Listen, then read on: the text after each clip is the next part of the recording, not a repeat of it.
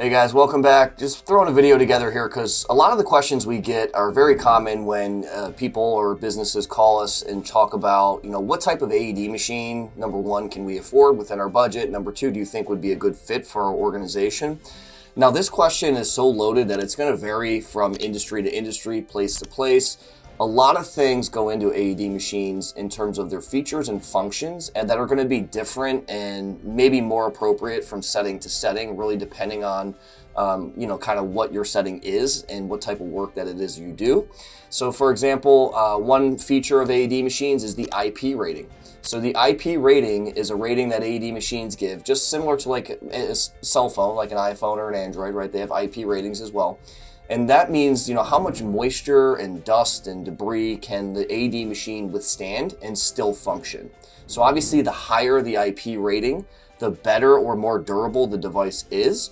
So usually somewhere around 55 or 56 is pretty standard for a highly rated AED machine.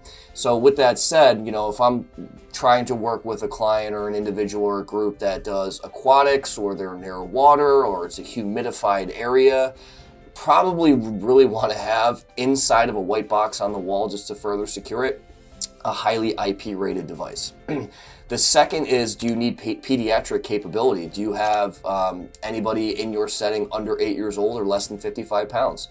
If so, you might want to purchase or upgrade from your standard device the pediatric pad pack, pediatric pads, pediatric key if you have a Philips device. So a lot of things to consider there based on the individual's age and weight. So also including your setting, if you're a daycare or if you're just a manufacturing plant. So those things are going to vary as well.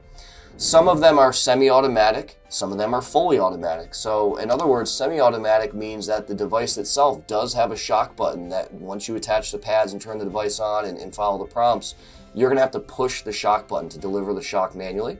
Or if they're fully automatic, the device, again, you go through those introductory steps of use, and then what you'll do is the machine will just shock itself, right? It'll give you a countdown and just push a shock and advise everyone to stay clear.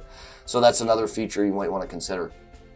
Devices like the G5, for example, when you open the lid, the device automatically turns on, right? So it's active from open. So in other words, you don't need to look for a power button and you kind of skip a couple steps there in the beginning in terms of that specific feature for that specific device. And again, some of them have built-in pediatric buttons. So you think about the Zoll AED3 or the LifePak CR2, talking more about that pediatric capability. You can convert the device to a pediatric machine by pressing the button and making sure you have those features as well based on your setting.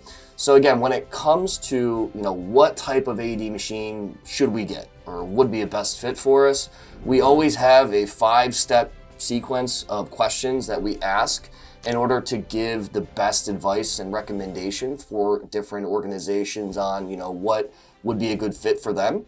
Because again, there's a lot of different things that go into AED machines. We always recommend just do not blindly go online and just buy an AED machine because you saw an ad on Facebook or Instagram saying, $400 off. Call a health and safety professional.